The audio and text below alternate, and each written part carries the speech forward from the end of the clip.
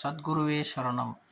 கேத்து பகவான், இந்த கேத்துவை எடுத்துக்கிட்டிங்கன்னா மோட்சக்காரகன். இந்த மோட்சக்காரகன் உங்களோட ஜாதகத்தில் உச்சமாக இருக்காருன்னு நினச்சிங்களேன், இவர் பல விஷயங்களை உங்களுக்கு சேர்ந்து கொடுப்பாரு. மந்திர சாஸ்திரம், தந்திரம், யந்திரம், யோக சாஸ்திரம், வாசி யோகம் எல்லாத்துக்கும் அதிபதி இவர் மோட்சக்காரகன் இல்லையா. இவர் பார்த்திங்கன்னா குரு பகவானுக்கு ஒரு மிகப்பெரிய சிஷியன்.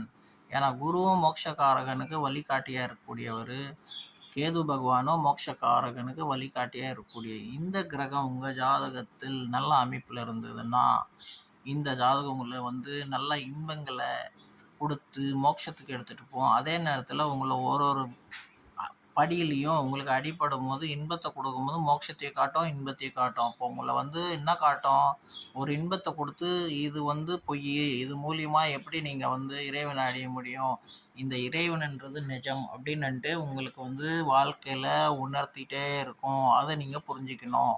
கேது பகவானோட டீச்சிங்ஸ் எப்படி இருக்குன்னா, நீங்கள் ஒரு விஷயத்தில் ஈடுபடுறீங்கன்னா அந்த விஷயத்தில் சப்போஸ் நீங்கள் ஏதோ ஒரு விஷயத்துக்கு அனுபவிக்கிற விஷயம் லௌகிக வாழ்க்கையில் ஈடுபடுறீங்கன்னு வச்சுங்களேன். அந்த மாதிரி வாழ்க்கையில் ஈடுபடும் போது உங்களுக்கு திடீர்னு அதுலேயே உங்களுக்கு ஒரு சின்ன ஒரு டவுட் மாதிரி காமிச்சு, இதுதான் ஆக்சுவலி மோட்சத்துக்கு வழி, இப்படி தான் நீங்கள் போகணும் அப்படின்னு காட்டுவார். ஸோ நான் சொல்கிறது என்ன, நல்லா தெளிவாக புரிஞ்சுங்க. மோட்சத்துக்கு எல்லாத்துலேயும் அடிப்படையாக மோட்சத்துக்கு வழி காட்டுவார். இவர் நீச்சமாயிட்டார்னா ரொம்ப துர்குணங்கள், சில நோய்கள், தேவையில்லாத சூத்திர நோய்கள்லாம் ஜாதி கிடையாதுங்க. அந்த குணத்தை சொல்கிறேன். ஒரு குணத்தை தான் சொன்னாங்க பெரியவங்கண்டி. ஜாதி அவனோட செய்கிற வேலையும் அவன் நடந்துக்கிறது தான் அவனோட ஜாதி.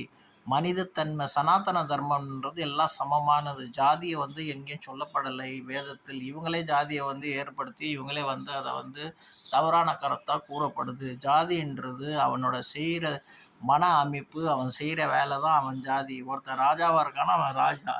அவன் ஒருத்தன் செய்கிற அமைப்பு தான் அவனோட இது. ரெண்டாவது, எந்த வேலையும் ஒரு மனுஷனோட ஜாதியை இது பண்ணுறதில்ல. அவனோட எண்ணங்கள், கெட்ட எண்ணங்களை தான் அவங்க சொன்னாங்க கண்டி. எல்லா வேலையும் உயர்ந்த வேலைகள் தான்.